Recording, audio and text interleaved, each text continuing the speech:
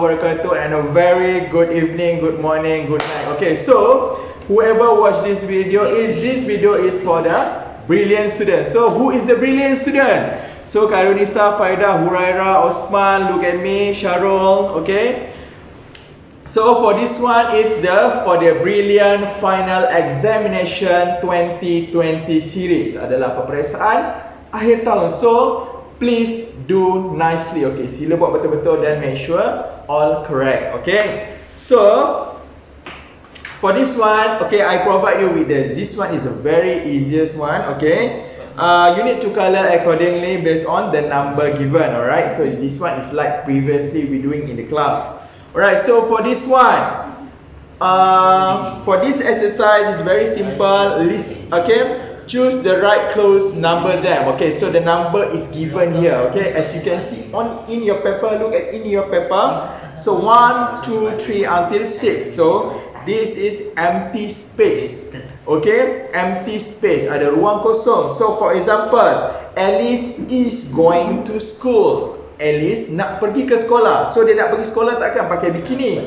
So dia pakai pakaian sekolah. So E. So put E as number 1. Okay, so the next one. Okay, so this one is very simple. This one is timetable. Okay, so what you need to do is you need to tick the right answer. Tandakan jawapan yang betul saja. Siapa yang tandakan dua-dua, saya akan cari awak tahun depan. Okay, it's either yes or no. For example, so the timetable is given here, okay? Jadual telah diberikan di atas. So what you need to do is read the question carefully. Baca soalan betul-betul. Okay, so number 1. On Monday, Rashid arrange the table. Maksudnya adalah pada hari Isnin, Rashid menyusun meja. So tengok pada hari Isnin, ada tak Rashid menyusun meja? So siapa yang susun meja? Aminah yang menyusun meja. So jawapan dia adalah no. Okay, so please complete all this question. Okay, so for the next one is please circle the answer whether it is true or false. Okay, so sila bulatkan jawapan. Is either one true or false, betul atau salah. Okay, so for the number 1, okay, this one is the diary. So in Monday football, Tuesday Lego, Wednesday bicycle, English, Friday we got badminton, Saturday we got television, and Sunday we got fishing activities. Alright, so I play football on Monday. So in Monday, is he play football? Yes, so the answer is true. Very good. Okay, the next one is very simple. What I need to do is Sonia, okay, rearrange the word. Maksudnya susun perkataan jadi betul. Okay, so for the number 1, Sonia likes to books in the library. Sonia suka buku di dalam library. So what is the answer? Apa yang you buat dengan buku? So EARD. So bila susun balik, awak rearrange balik, jawapan dia adalah READ, read, membaca. So tulis the right answer in the empty space. So Sonia likes to read. Suka baca buku di dalam perpustakaan. Okay, so please complete all this one. If you don't understand, you can call me or you can WhatsApp me. Boleh tanya saya, no problem. Alright, so this one, okay, if you can remember this one, we already did this one in the class. Okay, so we already discussed this kind of question. So this is Nabil's planner. So what you need to do, you need to put the right activity into the according to the day. So the Monday, what Nabil do, Tuesday, what Nabil do. Okay, so what are the activity? Please make sure capital letter and small letter, okay, when you are writing. Huruf besar adalah untuk nama orang dan permulaan ayat, okay. If you don't understand still, you can contact me or you can WhatsApp me. So this one is very simple.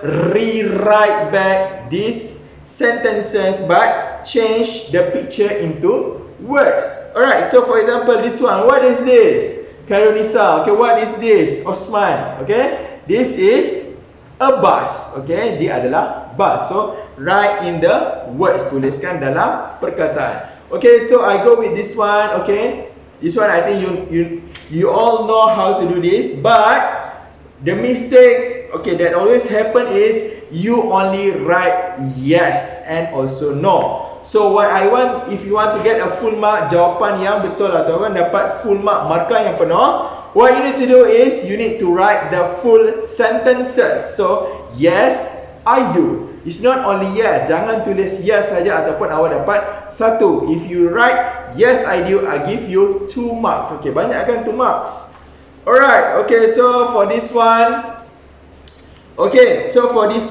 use and or but. Okay, gunakan and. Apa and? And adalah dan, and but is for tetapi. Okay, so for example, I give you 2 examples here.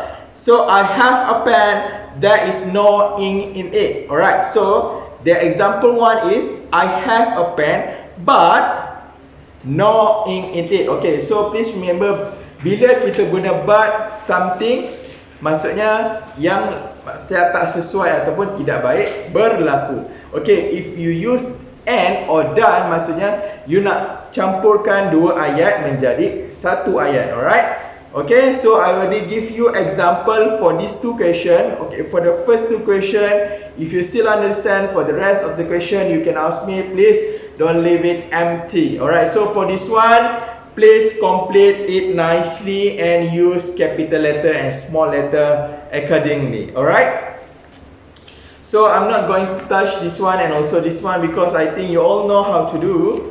Alright, so this one is very simple. Okay, if you don't understand, please use dictionary or Google Translate. Okay, or you can ask the sister, oh, you can ask me. Okay, please find each meaning if you don't understand. Jika awak tak faham apa, teacher masuk decide. Okay, teacher, what is the meaning of pilot? So you can use kamus ataupun Google Translate, or you can ask me. Alright, no problem.